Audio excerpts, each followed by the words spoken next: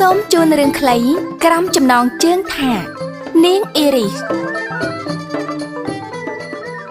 វគ្គទី1ប្រស្នាដំបូង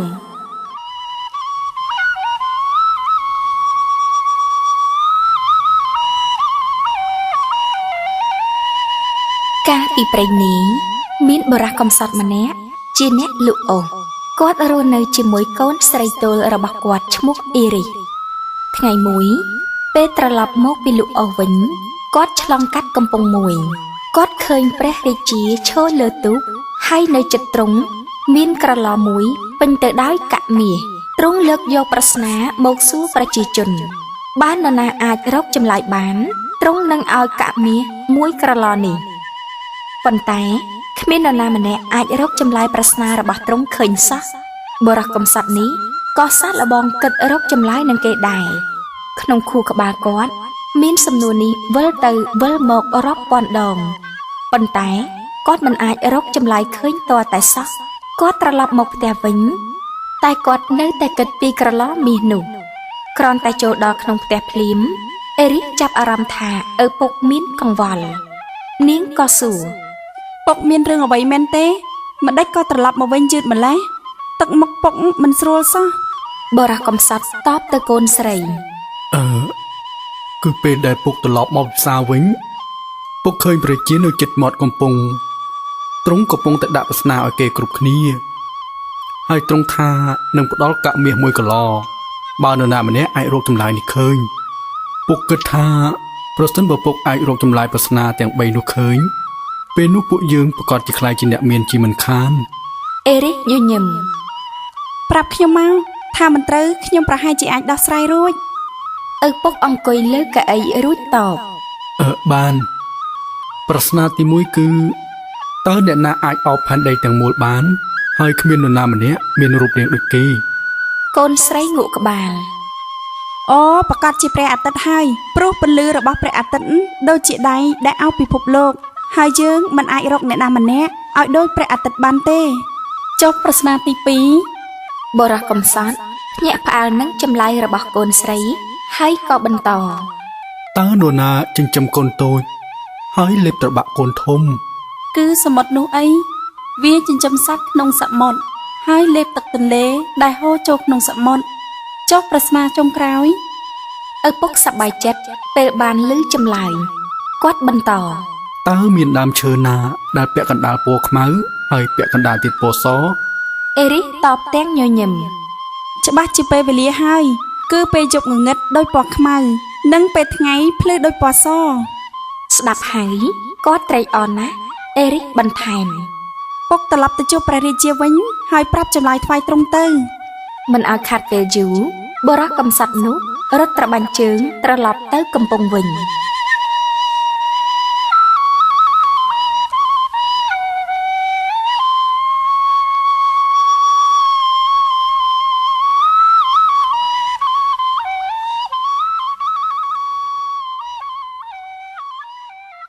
វគ្គទី2ប្រស្នាបន្ទាប់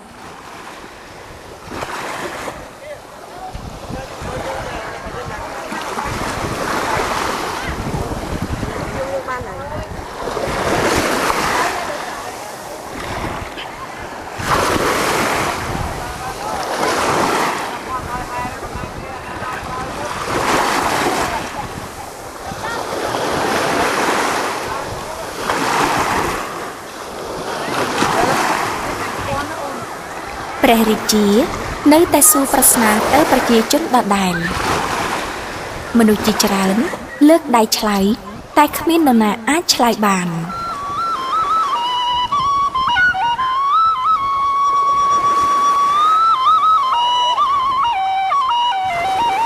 ពេលមកដល់បរោះកំសត់លើកដៃភ្លាមទូលបង្គំដឹងព្រះរាជាញញឹមហើយស្ដាប់នៅពេលដែលទ្រង់បានឮចម្លើយទ្រង់សម្លឹងបរោះនោះហើយទ្រង់មានបន្ទូលទាំងច្បាស់ក្នុងចិត្តមិនអាចទៅរួចទីដែលបរោះកំសត់ឯងអាចដោះប្រស្នានេះបានតើអ្នកណាឲ្យចម្លើយនេះបរោះកំសត់កុហកគឺទូលបង្គំព្រះរាជាខឹងរួចកំហកកុហកឯងគ្មានខួរក្បាលណាមករកចម្លើយប្រស្នាបែបនេះទេ បរោះចំណាស់ភ័យហើយលិតចង្គង់ សូមព្រះអង្គព្រះជាទានទោសដល់ទូបង្គំផងគឺអេរិកកូនស្រីទូបង្គំទេនាងជាអ្នករកឃើញប្រស្នាទាំង3នេះ ទ្រង់ចេញបញ្ជា ល្អយើងចង់ជួបនាងយើងចង់ដឹងថានាងពិតជាឆ្លាតបែបនេះមែនឬអត់ប្រាប់នាងថាយើងចង់ឲ្យនាងមកសម្រាប់ថ្មធំមួយដុំនេះនៅចំពោះមុខមនុស្សគ្រប់គ្នាតែយើងចង់ឲ្យនាងធ្វើយ៉ាងណាឲ្យមានឈាមហូរពេលដែលនាងសម្រាប់ថ្មនេះ មនុស្សទាំងអស់នៅលើស្ពានសើចហើយនិយាយចំអកឲ្យបរោះកំសត់នោះពួកគេរងចាំកូនស្រីគាត់មិនយូរប៉ុន្មានបរោះកំសត់ក៏នាំអេរិសមកដល់នាងដើរសម្ដៅទៅរកព្រះរាជាដោយមានកូនកំបិតតូចមួយក្នុងដៃអេរិសនិយាយទៅកាន់ព្រះរាជា នេះជាកំបិតខ្ញុំម្ចាស់នឹងប្រើវាដើម្បីសម្លាប់ថ្មរបស់ទ្រង់ប៉ុន្តែដំបូងទ្រង់ត្រូវផ្ដល់ព្រលឹងឲ្យថ្មនេះសិនព្រោះមានតែរបស់ដែលមានព្រលឹងទេដែលអាចមានឈាមពេលណាវាមានព្រលឹងហើយពេលនោះខ្ញុំម្ចាស់នឹងសម្លាប់វាថ្វាយទ្រង់ភ្លាម ព្រះរាជាសើចពេលឮចម្លើយនេះ នាងពិតជាឆ្លាតជាងគេនៅក្នុងនគរយើងនេះមែន អេរិសមិនត្រឹមតែឆ្លាតទេនាងថែមទាំងស្អាតទៀតផងព្រះរាជាបន្ថែម យើងនឹងយកនាងធ្វើជាមហេសីហើយនៅក្នុងពេល3ថ្ងៃទៀតនាងត្រូវតែទៅរាជវាំងប៉ុន្តែយើងមានលក្ខខណ្ឌ3ណាទី1គឺនាងត្រូវទៅដោយជិះលើខ្នងសត្វតែដូចជាមិនជិះទី2គឺនាងត្រូវយកអំណោយមកឲ្យយើងតែដូចជាមិនយកមកហើយទី3គឺមនុស្សគ្រប់គ្នាទាំងចាស់ទាំងក្មេងនឹងចេញមកទទួលនាងនាងត្រូវធ្វើឲ្យពួកគេមកទទួលនាងតែដូចជាមិនមកទទួល កូនស្រីបរោះកំសត់យល់ព្រម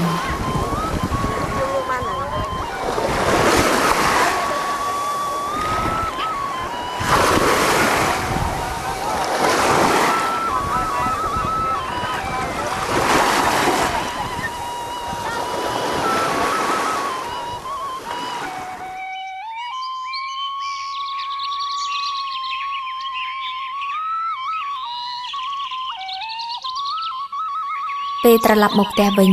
នាងក៏ឲ្យឪពុកជួយចាប់ទន្សាយរស់4និងព្រៀបរស់2ថ្ងៃកំណត់មកដល់អេរិសដាក់ទន្សាយក្នុងបង្វិចមួយហើយហុចឲ្យឪពុកនាងដោយនិយាយ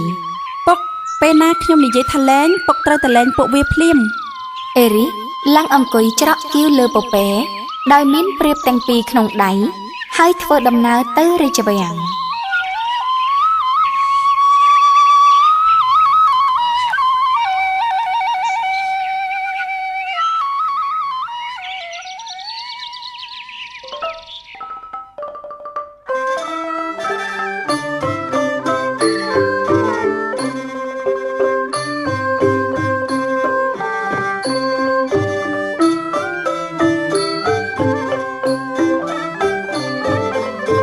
នៅពេលដឹងថាអេរិសជិតមកដល់ព្រះរាជានាំមន្ត្រីអ្នកវាំងនិងប្រជាជនចេញមករងចាំទទួលនាងពេលដើរជិតទៅដល់ពួកគេនាងក៏ប្រាប់ឪពុកឲ្យលែងទន្សាយទាំង4ឲ្យរត់ពេញទីនោះហើយមនុស្សគ្រប់គ្នាក៏ចាប់ផ្ដើមដេញចាប់ទន្សាយពួកវីអេរិសដែលជិះច្រកគៀវលើក្នុងពពែក៏ទម្លាក់ជើងទាំងពីរដើរដោយមានពពែនោះដើរត្រង់ចន្លោះជើងនាងម្ដងនាងដើរម្ដងនាងជិះច្រកគៀវ នាងដើរសម្ដៅទៅរកព្រះរាជាពេលទៅដល់ទល់មុខទ្រង់នាងហុចព្រៀបពេលព្រះរាជាបំរុងយកនាងក៏លែងដៃហើយព្រៀបទាំងពីរក៏ហើរចេញបាត់ទៅនាងនិយាយទៅកាន់ព្រះរាជា ខ្ញុំម្ចាស់នៅទីនេះមនុស្សគ្រប់គ្នាមកទទួលតែដូចជាមិនមកទទួលខ្ញុំម្ចាស់យកអំណោយមកតែដូចជាមិនយកមកហើយខ្ញុំម្ចាស់ជិះលើខ្នងសត្វតែដូចជាមិនជិះ ព្រះរាជាលើកនាងពីលើខ្នងពពែទាំងញញឹមរួចតប ពេលនេះនាងជាមហេសីរបស់យើងហើយព្រោះយើងពេញចិត្តមនុស្សស្រីដែលឆ្លាតជាងមនុស្សស្រីដែលមានទ្រព្យនិងមានឋានៈប៉ុន្តែយើងចង់ឲ្យនាងសន្យានឹងយើងរឿងមួយទៀតគឺនាងមិនត្រូវលូកលាន់នៅក្នុងនយោបាយទេព្រោះយើងត្រូវគ្រប់គ្រងតែម្នាក់ឯង អេរិសយល់ព្រមមិនយូរប៉ុន្មានព្រះរា រាជាក៏រៀបអភិសេកជាមួយនាងរួចនាងក៏ក្លាយជាព្រះមហេសីអេរី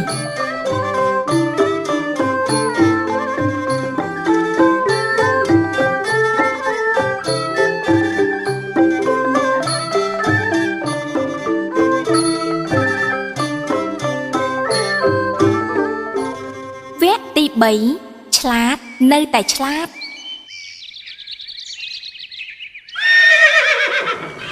ថ្ងៃមួយអ្នកពង្វាលសេះលែងសេះក្នុងវាលស្មៅរួចពួកគាត់សម្រាកក្រោមដើមឈើហើយក៏ដេកលក់ទៅ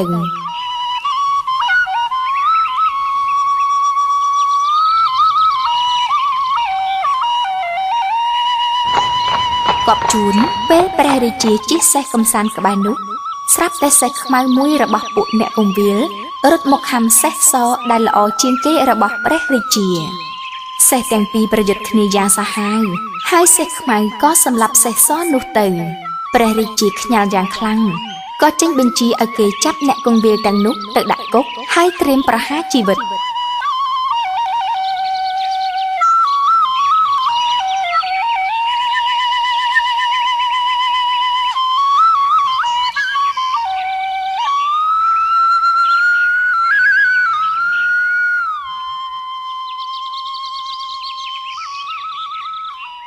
ប្រពន្ធពួកគាត់រន្ធត់យ៉ាងខ្លាំងតលគំនិតគាត់ក៏សម្រេចចិត្តទៅសុំជំនួយពីព្រះមហេសីអេរីដែលល្បីថាមានប្រតិទូលីនិងប្រាជ្ញាខ្ពង់ខ្ពស់ពេលបានជួបព្រះមហេសីពួកគាត់ក៏ទទូចអង្វរព្រះក្សត្រីដ៏ដំអើយសូមជួយអង្វរព្រះរាជាផងព្រះមហេសីមានបន្ទូលតបខ្ញុំមិនអាចទៅនិយាយជាមួយព្រះអង្គបានទេព្រោះខ្ញុំបានសន្យាថានឹងមិនលូកលាន់នៅក្នុងរឿងរបស់ព្រះអង្គឡើយប្រពន្ធអ្នកគង្វាលនៅតែយំទើបព្រះមហេសីបន្តខ្ញុំពិតជាមិនអាចធ្វើអ្វីបានទេប៉ុន្តែខ្ញុំអាចឲ្យដំបូន្មានអ្នកមួយពួកគាត់ជូតទឹកភ្នែកហើយស្ដាប់ព្រះមហេសីព្រះមហេសីអេរីនិយាយមួយល្ងាចនេះអ្នកត្រូវទៅស្រែកយំនៅឆ្នេរសមុទ្រជាមួយកូនអ្នកតែអ្នកត្រូវទៅយំត្រង់បង្អួចរបស់ព្រះរាជាដែលបែរទៅរកសមុទ្រគឺអ្នកត្រូវយំពេញមួយយប់តែម្ដងអ្នកត្រូវស្រែកថាជួយផងបិសាចសមុទ្រមកស៊ីពួកខ្ញុំហើយអោព្រះអង្គម្ចាស់ផែនដីអើយសូមទ្រង់ជួយពួកទូបង្គំផងហើយពេលនោះទ្រង់នឹងនិយាយថាយើងជួយពួកនាងមិនបានទេព្រោះយើងគ្រាន់តែជាស្ដេចមួយអង្គប៉ុណ្ណោះយើងគ្មានអំណាចណាមួយដែលអាចកម្ចាត់បិសាចបានទេហើយអ្នកត្រូវតែតបទៅវិញថាព្រះរាជាជាស្ដេចផែនដីហើយទ្រង់មិនអាចជួយពួកទូលបង្គំពីបិសាចសមុទ្របានតែព្រះអង្គបែរជាចង់សម្លាប់ដីទូលបង្គំដែលមិនអាចរារាំងសេះមួយកុំឲ្យសម្លាប់សេះមួយទៀតទៅវិញហើយពេលនោះព្រះរាជានឹងនិយាយថាទៅក្នុងគុកហើយយកសោនេះរួចប្រាប់អ្នកយាមថាយើងព្រមដោះលែងប្តីរបស់ពួកនាងហើយមិនរងចាំយូរប្រពន្ធអ្នកគង្វាលអរគុណព្រះមហេសីអេរីហើយរត់ទៅសមុទ្រនឹងធ្វើតាមសម្ដីរបស់ទ្រង់ពិតជាដោយព្រះនាងមានបន្ទូលអីចឹងគឺអ្វីកើតឡើងដោយទ្រង់គិតពិតមែនសូម្បីតែសម្ដីរបស់ព្រះរាជាពេលបានរួចពីការឃុំឃាំងហើយអ្នកគង្វាលនិងប្រពន្ធត្រឡប់ទៅផ្ទះវិញយ៉ាងរីករាយ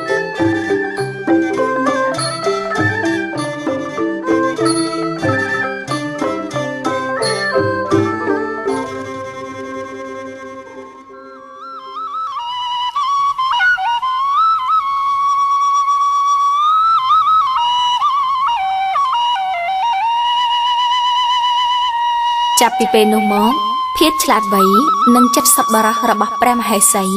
រឹតតែធ្វើឲ្យទ្រង់ល្បីល្បាញថែមទៀត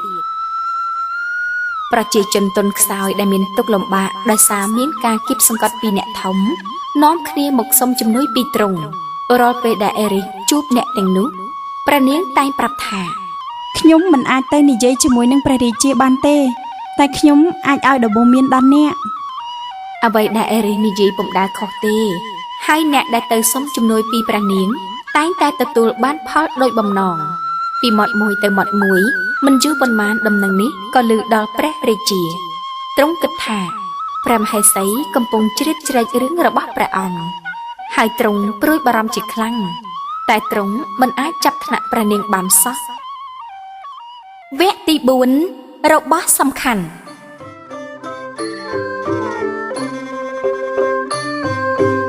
នៅព្រឹកមួយពេលព្រះរាជាក្រោកឡើងទ្រង់និយាយទៅកាន់អេរីស ឲ្យថ្នាំគេងលក់មកយើងបន្តិចមកព្រោះប្រហែលយប់នេះយើងផ្ទុំមិនលក់សោះ ព្រះរាជាមានទឹកមុខមិនស្រស់បោះទេទ្រង់និយាយទាំងមិនមើលមុខព្រះមហេសី បានហើយយើងចង់ទៅសម្រាកហើយពេលយើងភ្ញាក់ឡើងយើងមិនចង់ឃើញមុខនាងនៅក្នុងរាជវាំងតទៅទៀតទេនាងឆ្លាតពេកហើយ ព្រះរាជាងាកមើលមួយភ្លែតរួចបន្ត តែមុននឹងទៅនាងអាចយកអ្វីដែលនាងស្រឡាញ់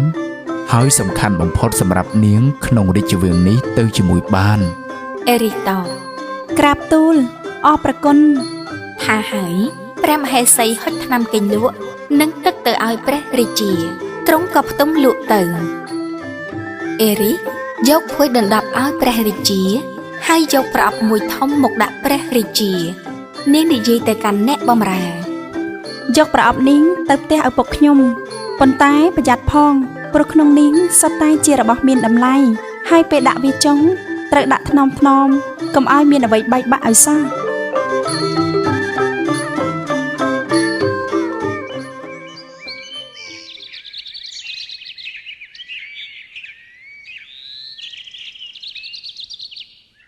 អេរីសធ្វើដំណើរទៅផ្ទះឪពុកនាងវិញពេលមកដល់ផ្ទះនាងក៏រៀបចំប្រអប់នោះឲ្យស្រួលបួលរួចលើកព្រះរាជាដាក់លើគ្រែយ៉ាងរហ័សព្រោះចិត្តដល់ពេលព្រះរាជាភ្ញាក់ពីផ្ទំហើយបន្តិចក្រោយមកព្រះរាជាភ្ញាក់ពីផ្ទំទ្រង់ឆ្ងល់ណាស់ព្រោះទ្រង់ផ្ទំនៅលើគ្រែចម្លែកដែលទ្រង់មិនស្គាល់ទ្រង់ស្រែកសួរ យើងនៅកន្លែងណាតើអ្នកណានាំយើងមកទីនេះ ភ្លាមនោះអេរីសដើរចូលមកហើយតប គឺខ្ញុំម្ចាស់ព្រះអង្គបាននិយាយថាពេលខ្ញុំម្ចាស់ចេញពីរាជវាំងខ្ញុំអាចយកអ្វីដែលខ្ញុំស្រឡាញ់និងមានតម្លៃបំផុតសម្រាប់ខ្ញុំមកផ្ទះបាន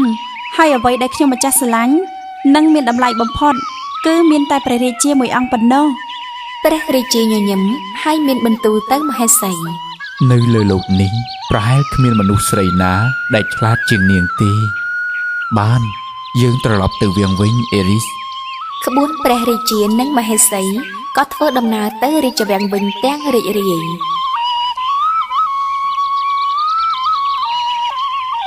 ចាប់ពីពេលនោះមកព្រះរាជាបើកទូលាយប្រតិច្រើនហើយតែងសួរយោបល់អេរីសជានិច្ចពេលទ្រង់ត្រូវមានកិច្ចការលំបាកផ្សេងៗប្រទេសជាតិក៏ស្គាល់តែក្តីសុខក្សេមក្សាន្តប្រជាជនរស់នៅដោយសុភមង្គលឪពុកម្ដាយទាំងឡាយតែងឲ្យកូនរបស់គេយកគំរូតាមព្រះមហេសីអេរីសថាមិនត្រូវអ្នកដែលមានប្រាជ្ញបែបនេះអាចរស់នៅគ្រប់ទិសទីលើពិភពលោករបស់យើងផងក៏មិនដឹង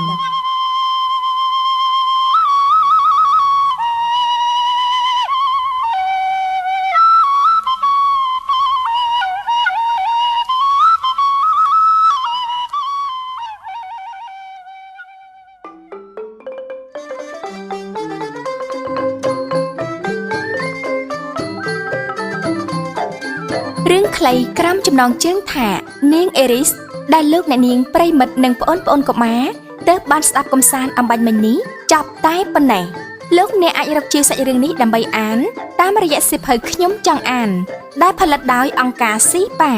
ជាប្រភេទរឿងព្រេងក្រិចនិងគំនូរដោយអ៊ីសាបែលកាលីន